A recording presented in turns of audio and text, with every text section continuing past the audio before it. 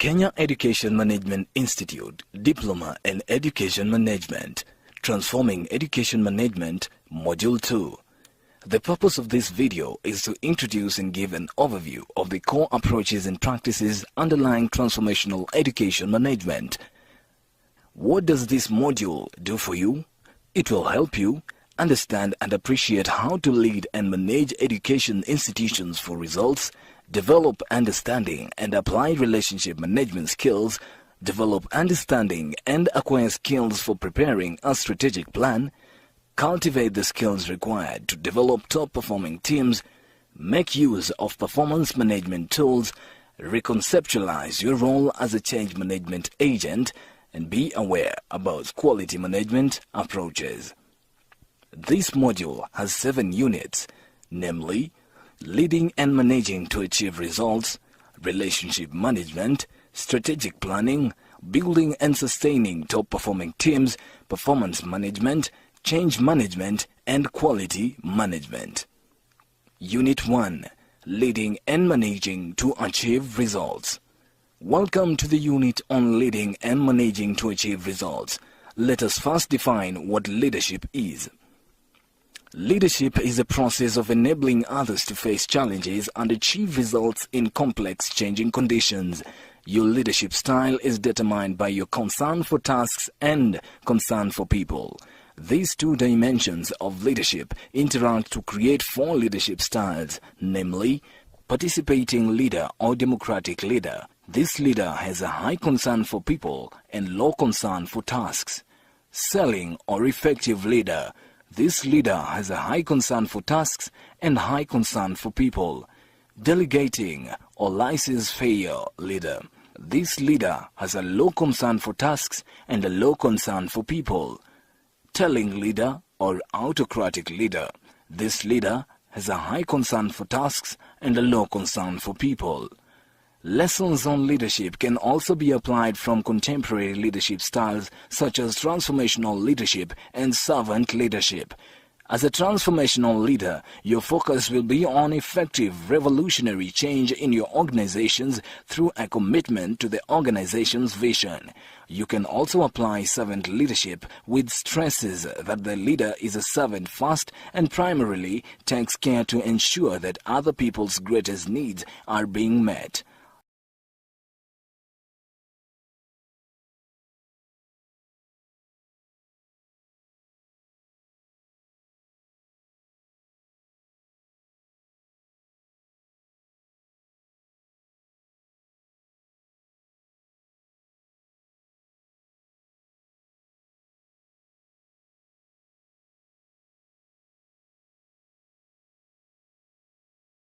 Let us now define management.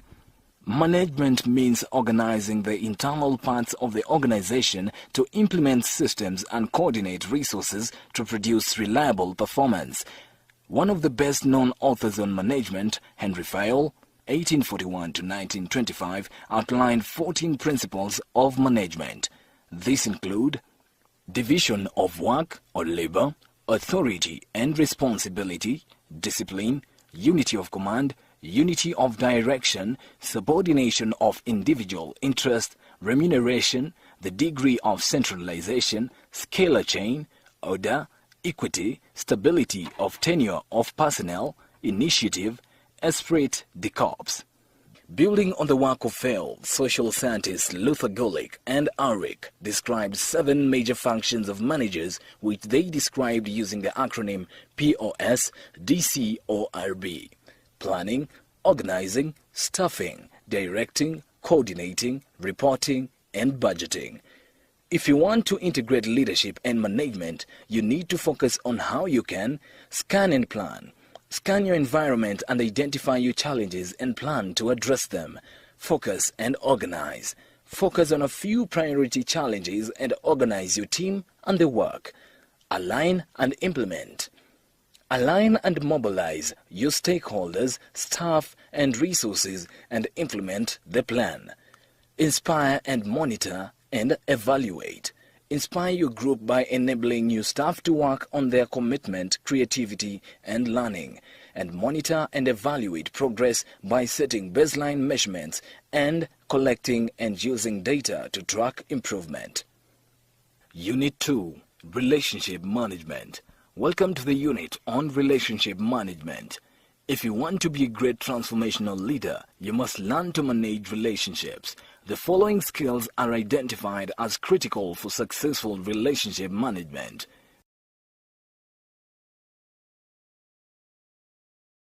Communication, public relations, conflict management, sharing leadership, developing and empowering others, negotiating, networking, and emotional intelligence. Skill 1. Communication. The reason why some leaders are successful is because they communicate effectively. Let's start by defining communication. This is a process which involves sharing of information between or among people through a continuous activity of speaking, listening, and understanding. You need to understand that the process of communication comprises of 4 elements, which include the sender, medium, receiver, and feedback. The importance of effective communication is that it leads people to personal effectiveness, helps to network people, influences motivation for enhanced performance, builds better understanding between the managers and subordinates, and creates better interpersonal relations. Ensure that your organization has a communication strategy. A communication strategy is the why, what, who, when, where, and how of relaying information. Skill 2. Public Relations. What is it that leads to effective public relations? Before we answer this question, let us first define the term public relations.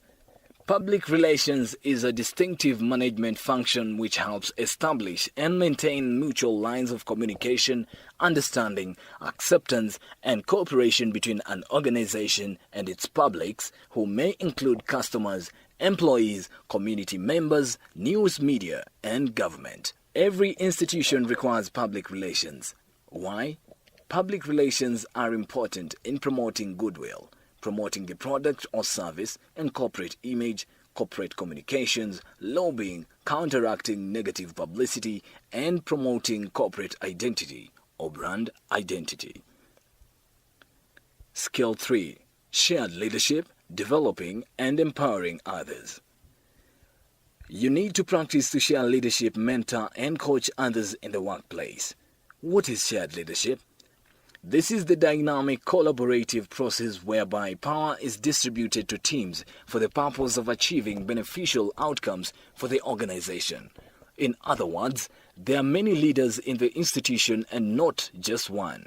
Every person at every entry level exercises leadership. What is mentoring? This is a personal developmental relationship in which a more experienced or more knowledgeable person helps to guide a less experienced or less knowledgeable person. What is coaching? This is a method for empowering teams. It is the art of inspiring, energizing, facilitating, learning, and performance development. Coaching can target a single person or a group. Coaching requires managers to be committed to the development and success of the people they are guiding. An effective coach cares about the person being coached, builds a relationship of trust, and listens well. A good coach asks questions and works with the staff to find solutions. Skill 4. Conflict Management. What is conflict? Conflict is when 2 or more values, perspectives, and opinions are contradictory in nature and haven't been aligned or agreed. Conflict is helpful when it raises and addresses problems, energizes work, motivates workers to participate, and helps people learn how to recognize and benefit from their differences. Conflict is a problem when it hampers productivity, destroys lives and property, lowers morale, causes more and continued conflicts, and causes inappropriate behaviors. Conflict management styles. Here are the 5 major ways that people use to deal with conflict. Competing. I win, you lose. Work to get your way rather than addressing the issue. Accommodating. I lose, you win.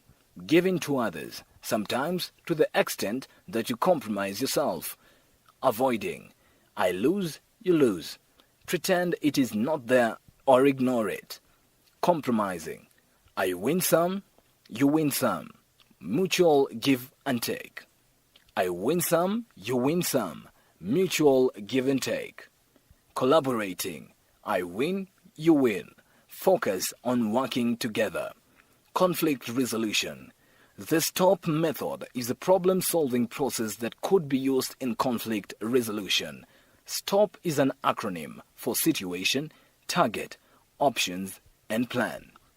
Describe the situation, identify your target, identify options, and develop a plan and act upon it.